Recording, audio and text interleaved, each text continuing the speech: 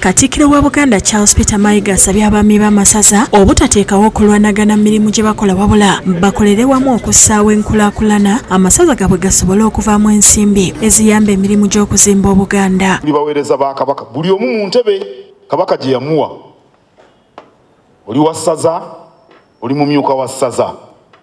Naye tuli tiimu emu. Buli omu ku ffe akole ekyo ky'alina okukola naye ng'amanyi nti naasamba mupiira. Tulina okuba nga tetwekengeragana. Bw'oba tewekengera muntu omugamba fayiro ezo zikoleko ojja kumbuulira. Awo nno mbasaba bassebo ne bannyabo tukole nga ttiimu y'omupiira nga tuli bumu. Kattikkiro bino abyogeredde mu nsinkano gye babaddemu kubulanga emmengo abasabye okukolera awamu nga ttiimu n'asuubiza okubakwasizaako ku nsonga ez'okulwanirira ebintu by'Obuganda.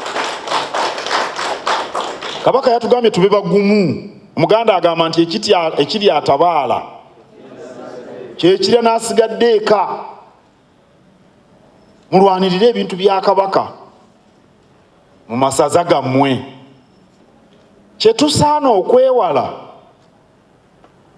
bwe babanga abakukuta okulya ebya Kabaka ate nabo baweereza ba Kabaka. Kyetusaana okwewala ate kwerwanyisa. Abakuutidde okumanya nti amasaza ge bakulembera makulu nnyo mu Bwakabaka era nga y'ensonga lwaki kyamakulu okubasisinkana okumanya ebintu bwe bitambula. Ndaba oluwalo wano buli lunaku abantu ne bajja naye abantu mwe mubakolamu omulimu.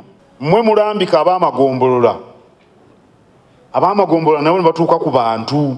Ye minisita wa gavumenti ez'ebitundu Christopher Bwanika yeebazizza abaami bano olw'okukunga abantu obulungi nga kino kirabiddwako mu masaza agasinga Ssaabasajja mwazaatuuka. Kyatuusa ne Ssaabasajja Kabaka wa Buganda ofuna engule mu nsi yonna ng'omuntu asinze okukunga abantu okuŋŋaanya omusaayi.